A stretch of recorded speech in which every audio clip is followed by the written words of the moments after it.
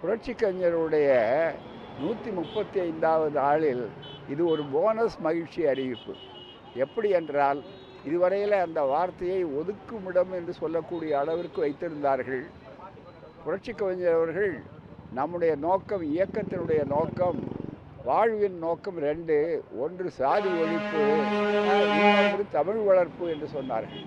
எனவே தமிழ் வளர்க்கின்ற இதே நேரத்தில் ஒரு கல்லில் 2 மாங்காய் அடித்ததைப் போல நம்முடைய முதல்வர் அவர்கள் இனிமேல் அந்த காலனி என்ற சொல் இருக்கக்கூடாது என்று ஆரம்பத்திலிருந்தே ஆதி திராவிட மக்களுக்கு, ஒடுக்கப்பட்ட மக்களுக்கு வீடு கட்டி கொடுத்தால் கூட அது ஒதுக்குப்புறத்திலே கட்டி கொடுக்கக்கூடாது, எல்லோருடைய இருக்க வேண்டும் என்று சொன்னவருடைய சிந்தனையினுடைய ஒரு வெளிப்பாடு தான் நாடெங்கும் கலைஞர் அவர்களாலே உருவாக்கப்பட்ட பெரியார் நினைவு சமத்துவபுரம் என்ற ஜாதி ஒழிப்பு.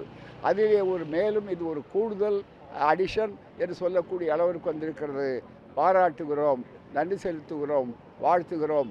காலணிகள் இல்லை, மனிதர்கள் வசிக்கக்கூடிய குடியிருப்புகள் மட்டுமே இனி உண்டு. இதுதான் திராவிடத்தின் சாதனை. வெல்லட்டும் திராவிடம், சொல்லட்டும் சரித்திரம்.